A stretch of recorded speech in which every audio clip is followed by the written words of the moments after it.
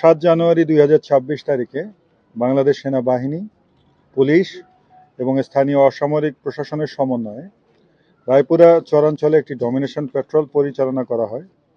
এই পেট্রোল চলাকালীন সময়ে তাৎক্ষণিক তথ্যের ভিত্তিতে অপারেশন পরিচালনা করে 3টি খুন, একটি অস্ত্র মামলা সহ 11টি বিভিন্ন মামলার আসামি সন্ত্রাসী ইকবাল এবং 2টি হত্যা মামলা সহ 4টি আলাদা অন্যান্য মামলার আসামি সন্ত্রাসী জালালকে অস্ত্রসহ গ্রেফতার করা হয়।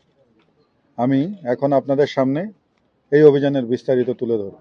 আপনারা অবগত আছেন যে গত বেশ কিছুদিন ধরে রায়পুরার নির্দিষ্ট কিছু স্থানে, বিশেষত চরাঞ্চলে সন্ত্রাসী কর্মকাণ্ডের আধিক্য উদ্বেগজনক হারে বৃদ্ধি পেয়েছে। এই এলাকায় অপরাধ দমনে এবং আইন শৃঙ্খলা পরিস্থিতির উন্নয়নে আমরা কিছুদিন আগে এখানে মোতায়েন হয়েছি এবং আমরা যৌথ বাহিনী এবং স্থানীয় অসামরিক প্রশাসনের সমন্বয়ে একসাথে এই এলাকায় কাজ করছি।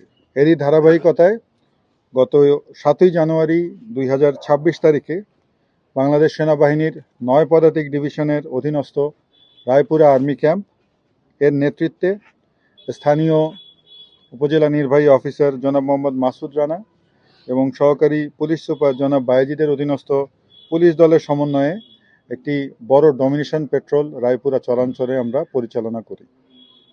পেট্রোল চলাকালীন সময়ে আনুমানিক 1330 ঘটিকায় তাৎক্ষণিক একটি স্থানীয় তথ্যের ভিত্তিতে শ্রীনগরের একটি নির্দিষ্ট বাড়ি এবং বালুয়াকান্দির একটি বসত বাড়িতে অভিযান চালানো হয়।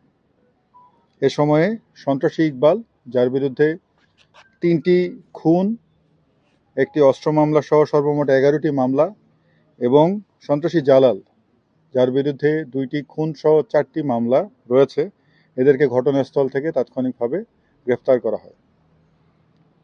ঘটনাস্থল 2টি থেকে একই সাথে আরও 2টি একনলা বন্দুক, 2টি দেশীয় পিস্তল, 5 রাউন্ড রাইফেলের অ্যামুনিশন, 10 রাউন্ড কার্তুজ, 9টি বিভিন্ন ধরনের ধারালো অস্ত্র, 3টি দেশীয় বল্লম এবং 20টি বিভিন্ন ধরনের মোবাইল ফোন সহ বেশ কিছু দ্রব্য সামগ্রী আমরা ঘটনাস্থল থেকে জব্দ করতে সমর্থ হই।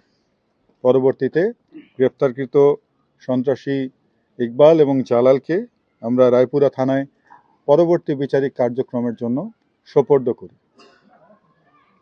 বাংলাদেশ সেনাবাহিনী, পুলিশ এবং অন্যান্য আইন শৃঙ্খলা রক্ষাকারী বাহিনীর সমন্বয়ে আইন শৃঙ্খলা পরিস্থিতির মান উন্নয়নে আমরা সর্বদা বদ্ধপরিকর এবং সেই লক্ষ্যে আমরা দিনরাত নিরলস পরিশ্রম করে কাজ করে যাচ্ছি। ভবিষ্যতেও আমাদের এই ধরনের অভিযান অব্যাহত থাকবে।